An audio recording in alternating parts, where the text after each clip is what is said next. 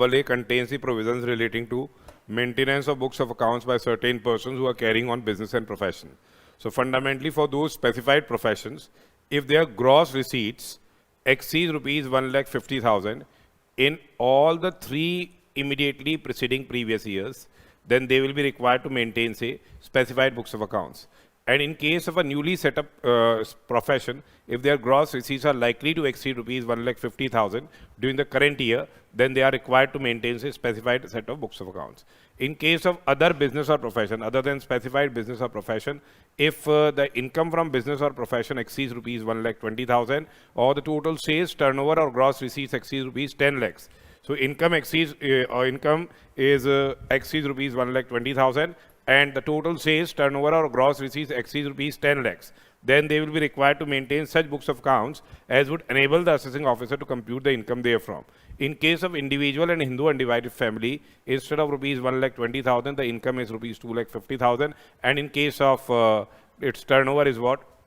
Rupees 25 lakhs in case of individuals and HUF. And this turnover either exceeds in any of the 3 previous years immediately preceding the previous year, and income exceeds rupees 2,50,000 basically in case of individual or HUF in any 3 previous years, in any of the 3 previous years immediately preceding the previous year. Then they will be required to maintain such books of accounts as would enable the assessing officer to compute the income therefrom.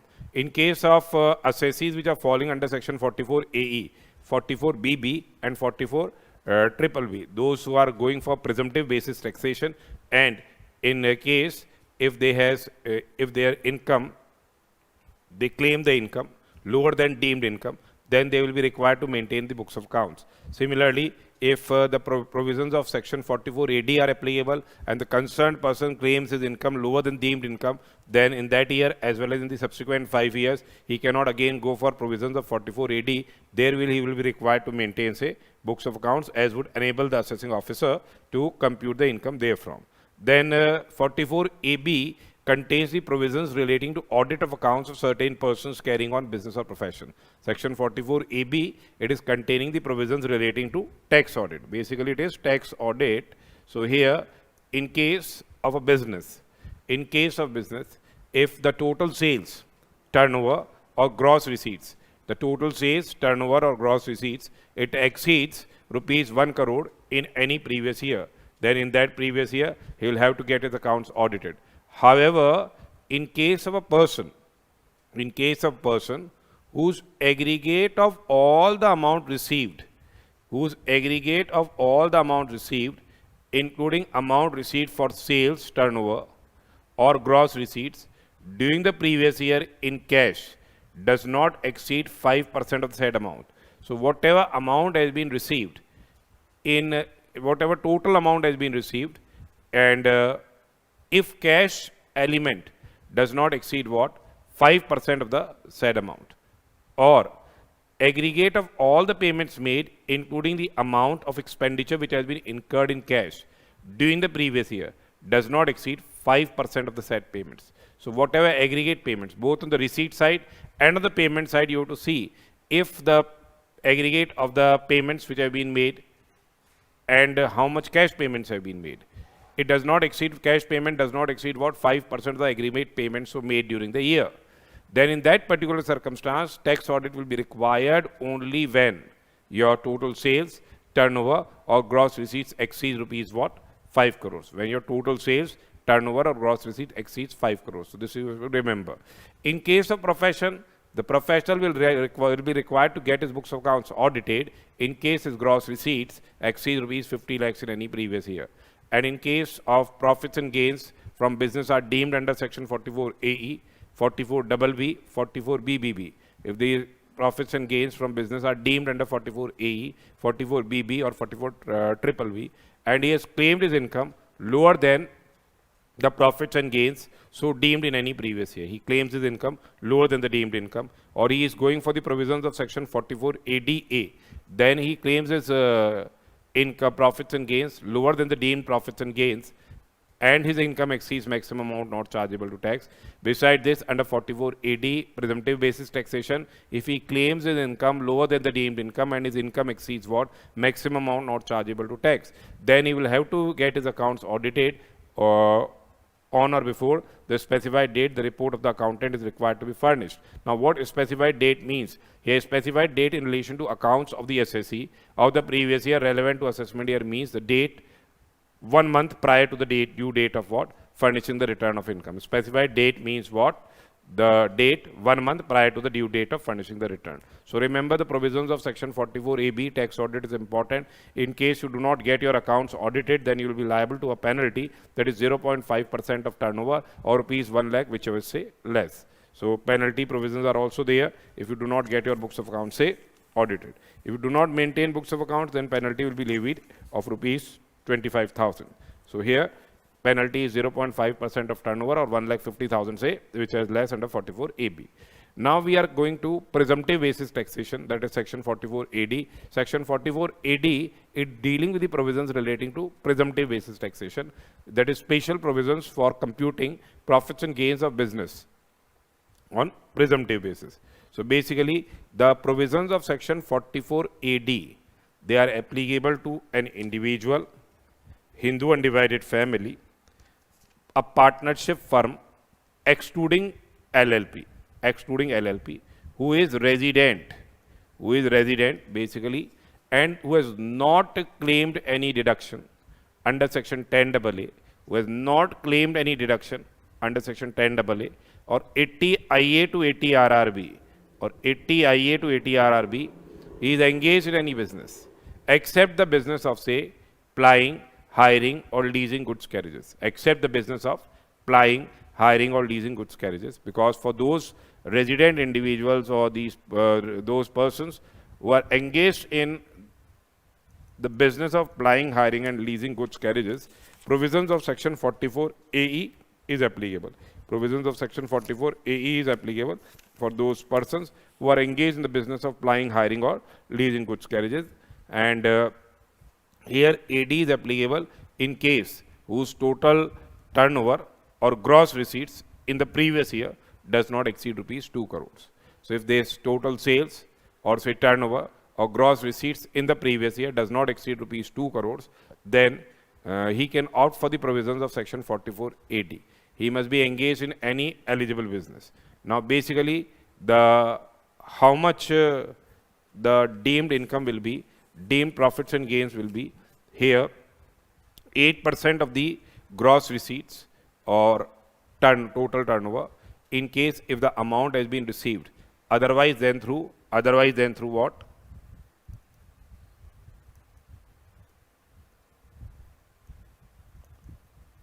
Account pay check,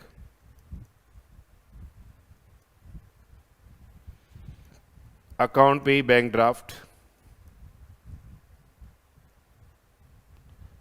electronic clearing system or other electronic mode as may be prescribed, or 6% of the total turnover or gross receipts if the same has been received through account pay check, account pay bank draft, use of electronic clearing system or other electronic prescribed modes. So 8% of the total turnover or 6% of the turnover shall be the deemed profits and gains of business and profession. The provisions of 44AD are not applicable for those professionals who are referred under 44AD, A44AA basically, that is legal, medical, engineering profession, profession of accountancy, technical consultancy, interior decorator, film artist, authorized representatives. For those persons, this AD provisions will not be applicable. Or person who is earning income in the nature of commission or brokerage, the person who is earning income in the nature of commission or brokerage, or the person who is carrying on the agency business, or the person who is carrying on what? The agency business. Now fundamentally, here, when he opts for the provisions of section 44AD in any particular previous year, then the provisions of this section will be applicable for subsequent 5 years. For 5 subsequent years, the provisions of this section will be applicable. Okay. So where an eligible assessee declares profits from any previous year in accordance with the provisions of this section, he shall declare the profits for any 5 subsequent years that is subsequent to the assessment year, relevant to the previous year, and profits has been declared at rate of say 8 or 6%. And in case he goes out of this, say in 2 years he has declared the profits as per 44 AD, and now in the third year he wants to claim his income lower than this, then in that particular circumstance, for further 5 years, he cannot go for the provisions of section 44 AD. Okay, when we claim our income, deemed income, then all the deductions under section 30 to 38 shall be deemed to have been allowed. Deductions under section 30 to 38 shall be deemed to have been allowed. Then the WDV of the assets will be calculated as if the assessee has claimed and has been allowed depreciation. And in case the assessee claims his profits and gains lower than these deemed profits, then he will have to maintain the books of accounts and he will have to get them audited. And here, if we go for provisions of 44 AD, then advance tax provisions will be applicable, and 100% of the advance tax is to be paid in one installment, that is up to 15th March of the relevant year. So this is a presumptive basis taxation. If you declare your income either this or higher income, then in that particular circumstance, you are not required to maintain books of accounts. You are not required to get them, say, audited. Okay, so that is 44 AD. Now 44 ADA is what the special provisions for computing profits and gains of profession. It is the profession, specified professions. Those specified professions which are covered under 44 AA, for those specified professions, assessee can opt for the provisions of section 44 ADA. 44 ADA basically is applicable to a resident and assessee being a resident in India. Assessee is resident in India and he is carrying on specified professions such as legal, medical, engineering profession, architectural profession, profession of accountancy, technical consultancy, interior decorator, film artist, authorized representative, and whose total gross receipts does not exceed rupees 50 lakhs in the previous year. Whose total gross receipts does not exceed rupees 50 lakhs in the previous year. Now, what is deemed profits and gains will be 50% of the gross receipts. Deemed profits and gains will be what? 50% of the gross receipts. No further deduction under section 30 to 38 shall be allowed from such income. WDV of the asset shall be calculated as if the assessee has claimed and has been actually allowed depreciation, and the provisions relating to payment of advance tax shall apply. In this particular circumstance, he has to pay only one installment of advance tax, and that is 100% of the tax up to 15th of March of the relevant financial year. Accounts, they are required to be maintained and audited if assessee claims his profits lower than what? The deemed profits. So then in that particular circumstance, he will have to maintain the accounts and get them audited, provided his total income exceeds what? Maximum amount not chargeable to tax. Then 44 AE is what? For the special provisions for computing profits and gains of business of plying, hiring or leasing goods carriages. Eligible assessees, any assessee is eligible here who owns not more than 10 goods carriages. Who owns what? Not more than 10 goods carriages at any time during the previous year. He must not own more than 10 goods carriages at any time during the previous year, and he is engaged in the business of plying, hiring or leasing such goods carriages. He is engaged in the business of plying, hiring or leasing goods carriages. Now, what are the deemed profits and gains? In case of a vehicle other than heavy good vehicle, the deemed profits and gains will be 7,500 per month. 7,500 per month per vehicle. Okay, and or the actual sum, higher sum if the same has been earned. And in case if a goods carriage is a heavy good vehicle, then in that particular circumstance, it is 1,000 per ton of gross weight of vehicle or unladen weight, as the case may be, per month per vehicle, into what number of months, that vehicle has been plied, ownership has been there, and or the amount actually earned, which is higher. These will be what? The deemed profits and gains. And heavy good vehicle basically means what? A goods carriage, the gross weight of vehicle, which exceeds what? 12,000 kilograms. That is a heavy good vehicle. And rest provisions are same. Deductions under 30 to 38 deemed to be allowed. Then WDV of the assets shall be calculated as if the assessee has claimed and has been actually allowed depreciation, and lower profits, if you claim your income lower, then you will have to maintain the books of accounts and get them audited. So that is 44A. Then 44DB. 44DB is containing the special provisions for deduction in case of business reorganization of cooperative banks. So here, in case of business reorganization means what? Either amalgamation or demerger of cooperative banks. It is amalgamation or demerger of cooperative banks. Then in this particular case, the deductions under section 32, that is depreciation, 35D, preliminary expenses amortization, double D, that is amalgamation and demerger expenses, or DDA, that is VRS expenditure.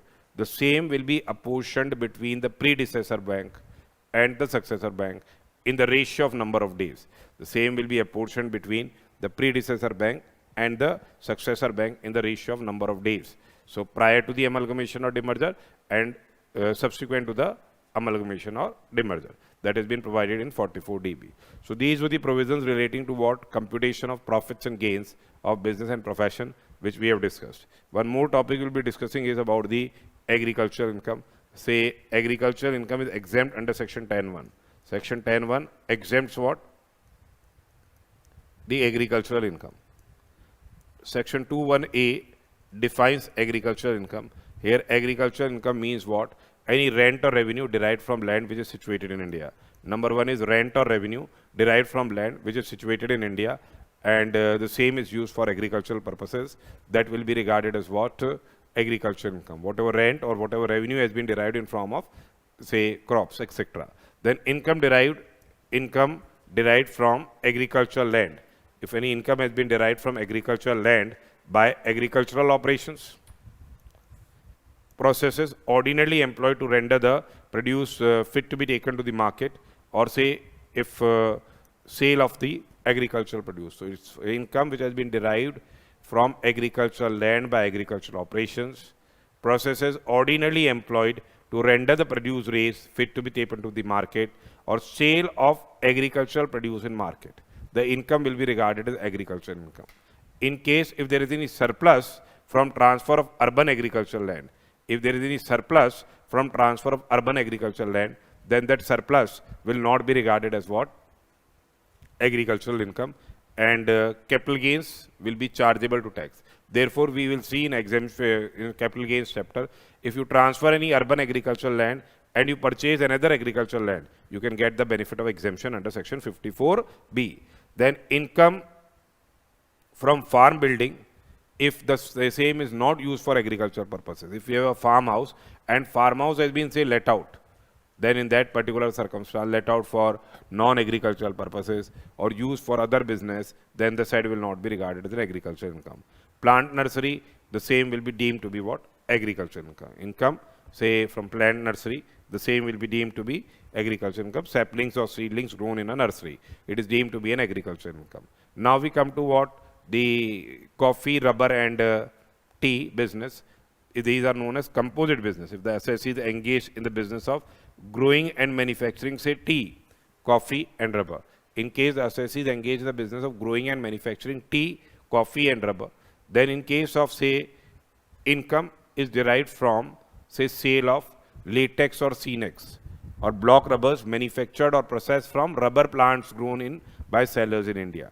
So when this is a compose, your rubber plants have been grown and then rubber has been extracted. In that case, 65% will be the agricultural income and 35% will be the business income.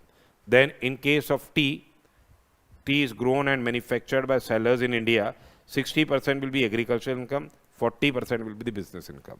Then coffee, which has been grown and cured by sellers in India, 75% will be the agricultural income, 25% will be the business income. Coffee grown, cured and roasted and grounded by sellers in India, 60% will be the agricultural income and 40% will be what? The business income. Then in case of any other business, whatever is the market value of agricultural produce, say if you are say growing sugarcane, So whatever the and they said that sugar cane is used for manufacturing sugar. So whatever the market value of that sugar cane minus whatever the cost of cultivation, to that extent it will be agricultural income, and business income will be say sale of sugar minus market value of sugar cane and whatever is the cost of say manufacturing cost or expenses on processing, that will be regarded as say business income. So this way you have to remember these points. Then agriculture income, as we have said, that agriculture income is exempt from tax under section 10(1), but however for those slab based assessees,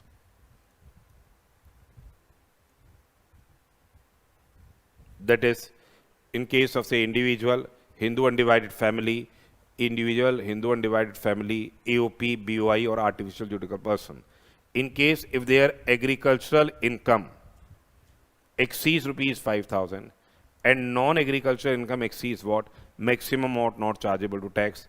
There is a partial integration of the agricultural income for rate purposes. Now here how you will be calculating? You will be first of all calculating the net agricultural income. Then we will be computing the tax on the agricultural income plus other income. We will be calculating tax on agricultural income plus other income. Then in the next step, we will be calculating tax on agricultural income plus basic exemption limit. And then we will be finding out the difference. We will be finding out the difference of tax at step 2 and 3. And then rebate will be allowed and it will be increased by HSE, and our answer will be what? This is the tax payable. So for example, if the assessee is engaged in business of growing and manufacturing tea, and here 10 lakh is the composite income. Here 6 lakh will be the agriculture income. 4 lakh will be what? The business income. This is agricultural. This is business. So here we will be calculating tax on 10 lakh rupees. That is agriculture income plus business income. Then we will be calculating tax on what? The agriculture income plus maximum amount not chargeable to tax. That is 6 lakhs is the agriculture income. 2,50,000 is the maximum amount not chargeable to tax. 850. Then we will be finding out the difference of the tax on 10 lakhs and 850. And then we will give the rebate and the balance will be the tax payable if any. So this way you have to calculate the tax on the agricultural income. So this was a topic relating to agricultural income. So all provisions relating to PGBP, they are important. We have discussed all the provisions. Section 28, that is profits and gains of business and profession. 29, profits and gains of business and profession, how computed. Then section 30, if you are using any building for the purpose of say business and profession, whatever rent, rates, taxes, repairs and insurance of building is paid, that is allowed as deduction. Then section 31 we have seen. Section 31 is dealing with the provisions relating to what? Repairs and insurance of plant and machinery. That will be allowed as deduction. Then we have seen 32, that is depreciation. That is very, very important. Section 32, depreciation, along with section 43.6, WDV, 43.1, actual cost. And then we are having unabsorbed depreciation, additional depreciation in that particular case. That's important one. Then there are deductions on the basis of profits. That is what 32, basically 33AB, that is tea coffee and rubber development account. 333ABA, that is site restoration fund. Then we have discussed the provisions relating to section 35, that is expenditure on scientific research. 35A double B, that is on amortization of expenses on telecommunication licenses, and ABA was a spectrum amortization was there. Then we have discussed about 35 CCA, that is payments to rural development programs or National Urban Poverty Eradication Fund. And CCC is agricultural extension project, and CCD is skill development project incurred by company SSE other than land, and the expenditure will be what? Deductible. 35D was preliminary expenses, amortization of the same in 5 equal installments during the period of 5 years. 35DD was amalgamation and demerger expenses in 5 equal installments during the period of 5 years. DD A, VRS expenditure in 5 equal installments. 35E, that was amortization of expenses on prospecting, etc., of certain minerals that was to be allowed in 10 equal installments. Then we have 36 dealing with the general deduction, other deductions, and 37 was dealing with the provisions relating to general deductions. Expenditures not specified under 30 to 36, not being capital, not being personal, incurred during the previous year will be allowed as deduction. CSR expenditure not deductible. Offense prohibited by law not deductible. Advertisement expenditure in magazine of political party, the same is not deductible. Then 40 is amounts not deductible, basically specific disallowances. If you make any payment without TDS or after TDS, the same has not been deposited on or before the due date. In case of payments outside India, whole of the expenditure to residents in India, 30% of such expenditure will be disallowed. 40A, that is expenses or payments not deductible in certain circumstances, payments to specified persons, payment in cash, provision for gratuity, provision for not non-statutory funds, mark-to-market losses, they are not deductible. Then 41 is profits chargeable to tax, that is recoveries against any deduction or say balancing charge, sale of scientific research assets without being used for business, then bad debts recovery, that is covered under 41. Then 42 is dealing with the special provisions for deduction in case of prospecting, etc. of mineral oil. Wasting allowance has been given, then we are having abortive exploration expenses allowance, the same is allowed as deduction. Then 43A is exchange rate fluctuations relating to capital assets. Adjustments will be made in the cost of the asset. 43AA is taxation of foreign exchange fluctuations. Okay. Then we have seen 43B, deduction on actual payment basis. Payment must be made on or before the due date of furnishing the return of income. Then it will be allowed in the previous year to which it relates. Otherwise, the same will be allowed in the year of payment. 43C, special provisions for cost, the computation of cost section in certain cases, in say case of amalgamation or say in case of gift or partition of HUF, where transactions are not regarded as transfer, the transferor's cost becomes the cost to the transferee. Then 43CA is for special provisions are there for full value of consideration in case of builders who are transferring land or building. As DV is regarded as full value of consideration if it exceeds 110% of the consideration. Then CB is dealing with computation of income in respect of construction contracts. 43D is what tax treatment of income on doubtful assets or loss assets of PFIs, SFCs, SIICs, banks, etc. Then 44 is insurance business. 44AA is containing the provisions relating to what deduction in case of trade, professional or similar association.